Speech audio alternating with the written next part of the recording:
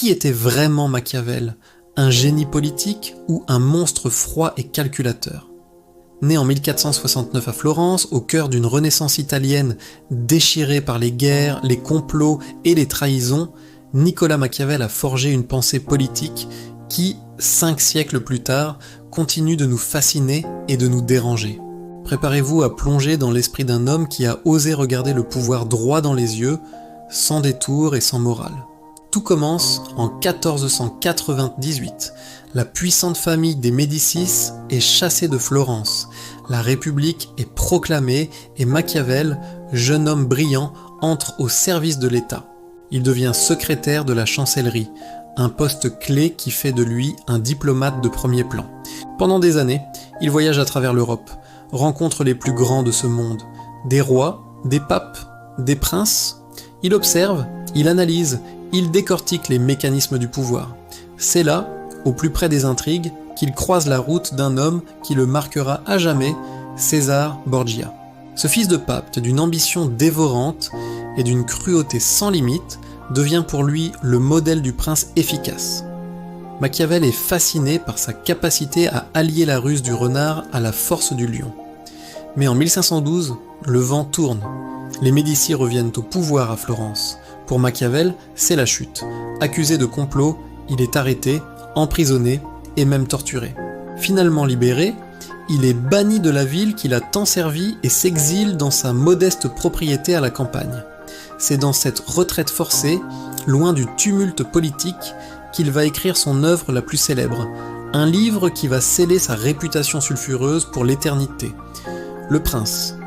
Rédigé en 1513, Le Prince n'est pas un traité de philosophie. C'est un manuel pratique, un guide de survie politique destiné aux souverains. Et ses conseils sont pour le moins dérangeants. Pour Machiavel, un dirigeant ne doit pas chercher à être bon, mais à être efficace. La fin justifie les moyens. Et la fin suprême, c'est la survie de l'État.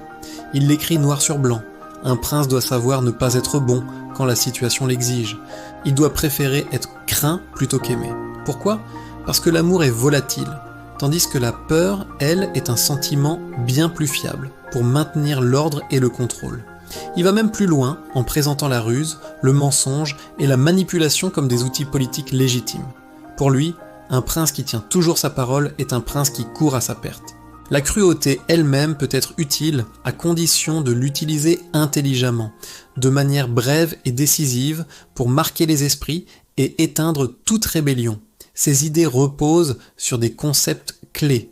D'abord, la vertu. Ce n'est pas la vertu morale, mais la capacité d'un dirigeant à agir avec force, intelligence et audace pour s'adapter aux circonstances.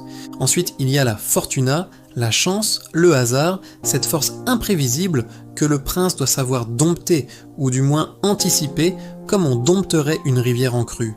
Et enfin, il y a la raison d'État, cette idée terrible que le bien public et la stabilité du pouvoir peuvent justifier des actions qui seraient considérées comme immorales pour un simple individu.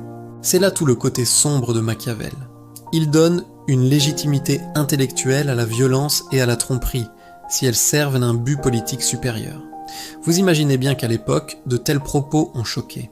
Ses contemporains l'ont perçu comme un professeur du mal, un suppôt de Satan. L'adjectif machiavélique est rapidement devenu synonyme de perfidie, de manipulation froide et calculatrice. Pourtant, réduire Machiavel à cette caricature serait une erreur. Il n'était pas un monstre assoiffé de sang. Son rêve le plus cher était de voir l'Italie unifiée, forte, et enfin débarrassée des armées étrangères qui la pillaient sans cesse. Il ne glorifiait pas la cruauté pour le plaisir.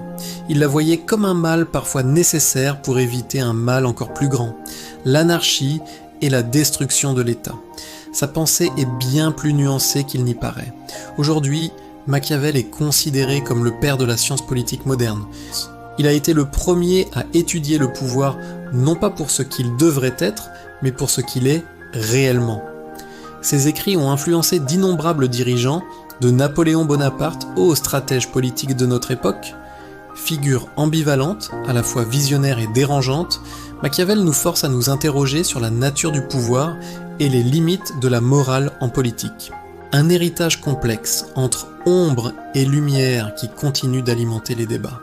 Voilà pour ce portrait de Nicolas Machiavel. Si cette plongée dans les arcanes du pouvoir vous a plu, n'hésitez pas à laisser un pouce bleu, à commenter et surtout à vous abonner pour ne rien manquer de nos prochaines vidéos. Merci d'avoir regardé et à très bientôt